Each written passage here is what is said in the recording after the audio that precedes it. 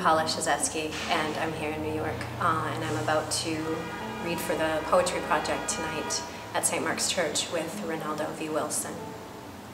So Ghost Fargo was the winner of the 2008 Night Boat Poetry Prize. It came out in 2010, and it was selected by Franz Wright, which is pretty amazing for me. I love that guy.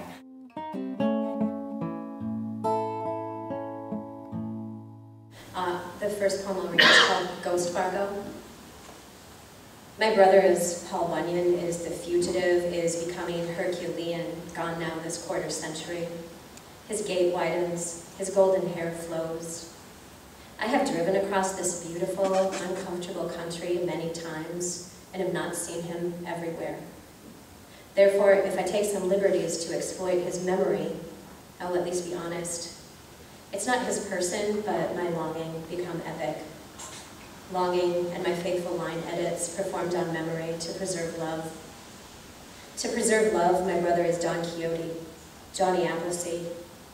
I weary of his foolish heroic, of how the dead and the missing are robbed of the opportunity to disappoint us with their blasé reactions to what is, and of how I won't know peace in the sometimes necessary city of ghosts, where my brother rents the Murphy bed efficiency in the teeming cold, until I too inhabit it and am finally, from that distance, able to long for this dull townies turf of a world.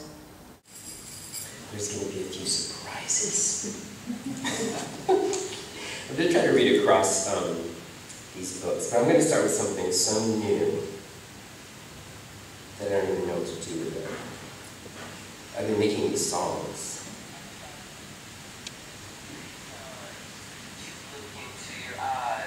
I've tried so many times to look into your eyes, close them really sharp, tone me really deep, roll me really smooth, fuck me really clean. Daddy's all I need, gray top's what I seen, last night on the scene. Daddies make me clean, daddies with gray hair, daddies with collars, daddies make me stare while I'm driving there. Daddy's on the north, yo. Daddy's on the east, what? Daddy's on the south, hold. Daddy's on the west, Daddy's, daddy's, daddy's, daddy's, daddy's, daddy's, daddy's, daddy's, daddy's,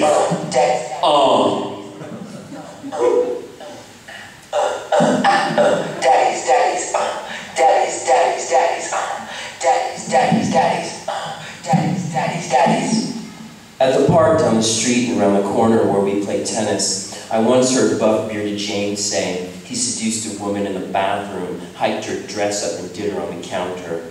John Borden, at our house sitting on our couch, his junk hangs out, and his wife Mary, realizing we have no toilet paper, dips in her purse. Duty, their son, is dark and gangly, and he hits the tennis ball over the fence like it's a baseball. My dad thinks everyone has athletic talent, or at least he knows how to spot a swing and Duty's is across his body, and I wonder about my dad's knife fights in Nam. He says it's easier to fight someone with a knife than someone without one because you can focus on one point. Sometimes I think of my father's body, the raised mole on his back, or the way he says, at the bottom of the sea, when I ask where it is, or he asks, what are you thinking? When I stare into the distance. He follows my mother in the store, and one day he'll simply be lost around her garden. There are no more tomatoes on the vine, and a part of me is leaving as I enter the abyss of what I want to say when I awake, as if something was pulled out of me, where the pressure is only released by chancing on a screenshot. Roger Federer, stretched, Federer. Dad says, and he spelled flower, F-L-O-W-E-R, on the Tupperware. The shyest girl tried to stop laughing first. It caused a milk snort sound the whole class noticed. When she didn't die humiliated, she didn't stop laughing. Her friends, their braids and plaid uniforms quaking, they were an eruption. The teacher shouted, stop, which struck them silly. Then the whole class became a wall cloud, dispersed down the hallways and through the entire student body. Stop, yelled the headmaster. The children possessed by an unpermitted vocabulary. The children sent home, a headwater grotesque. The parents caught it from the children they were trying to scold. They thought, why? Why doesn't laughter rhyme with daughter? Couldn't reconcile. Don't bring your disease back here, said the school board. The quarantined people laughed till their hearts fluttered. Weeks, months, broken ribs, the village colonized by laughter, till it wept, till it puked, till doctors were called, doctors tainted with laughing, the candle power of it, the brave alliance of it, origin laughter, genesis laughter. Is this joy? Is this joy when you can't stop birthing a thunderstorm?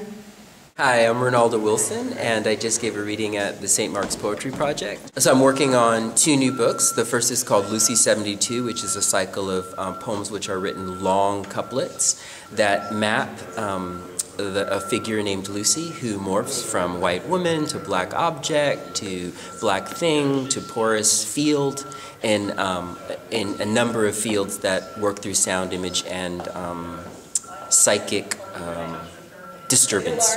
And the next book that I'm working from is called Farther Traveler, which is a series of poems and essays and songs that center around 2 primary modes, my father's dementia, as well as sexual addiction. I'm going to read a few poems from Poems of the Black Object.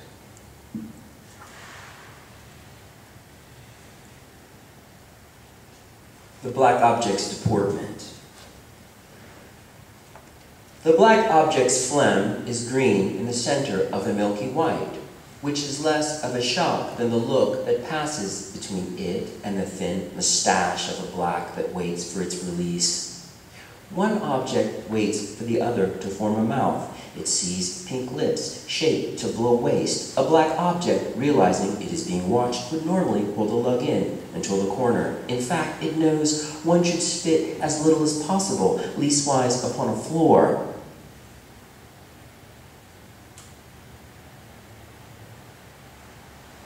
But here, on a street, approaching a corner, in an instant where one has an audience, the black object lets go. Lazy-lidded eyes vanish into a head. The black object thinks, for its spit, it is met with both expectation and disdain. But one black wanted it from the other, should spit more often, it thinks. In a post office line, the black object sees an image of a black drawn in charcoal who is supposed to be in a hoodie, but whose upper torso and face emerge like a head in a pod from a bag. Without a wholly visible head, there is only a flat layer of eyes that float from a sketched surface. Nothing is recognizable beyond the shape of a nose and the cross-hatching around his eyes. Just when the black object begins to think about that partial black face, how the head is sealed or not sealed, in hood or plastic, a jerry-curled object with a light black baby screams, "Hurry up," or "You next." Of course, the black object, who hates poor behavior, turns around and casts fast disdain back to the rough black girl who screams, saying to her,